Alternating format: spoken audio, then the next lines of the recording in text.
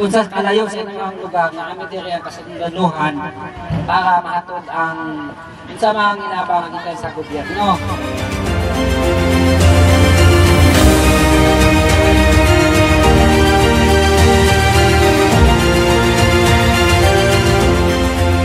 Sila kalipay po sa ato ang gobyerno di inahatod sa kalisod sa atong dalan.